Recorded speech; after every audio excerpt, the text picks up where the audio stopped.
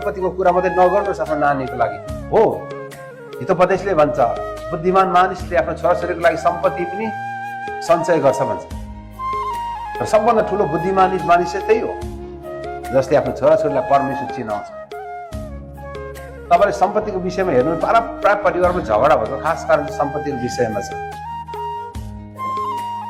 सम्पत्तिको बारेमा, जग्गा जमिनको बारेमा, अंश बण्डको बारेमा लिएर प्राय परिवारहरू लफडामा फसेको कुरा चाहिँ यही छ। र जसको चाहिँ सम्पत्ति नै छैन तपाईहरु चाहिँ धन्नेको भन्छु म चाहिँ।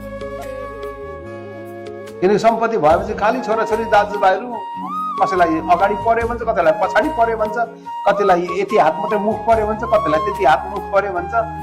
कसैलाई बुवाले खुसी पार्नै सक्छ। सानो जमिन चाहिँ कोही त पछाडि पर्नै पर्यो नि, होइन हजुर? कि सबैजना अगाडि? तपाईँको मुख 40 फिट छ भने त के हुन्छ नि? 4 बाई 6 भने 40 फुट मुख छ भने के गर्नु पर्यो? पछाडि पार्नु परेन हजुर? 40 फुट मुख 4 बाई छोरा र आमाबाउको त 6 भाग हुन्छ।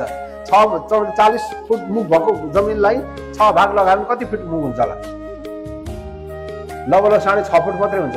6.5 फुटको घर बन्छ हजुर? अनि कोही त पछाडि पर्नु पर्यो। अनि दाजुभाइ चित्त दुख्छ पछाडि। देख्नुभयो? सम्पत्तिको विषयमा यति धेरै हाम्रो कन्सर्न छ। तर हामीले दिनुपर्ने कुरा चाहिँ हाम्रो नानीहरूलाई नि परमेश्वरको कुराहरू, आत्मिक कुराहरू तपाईँले दिनुभयो भने त्यो कुराले नानीहरू सबैभन्दा ठुलो धन चाहिँ त्यही नै हो।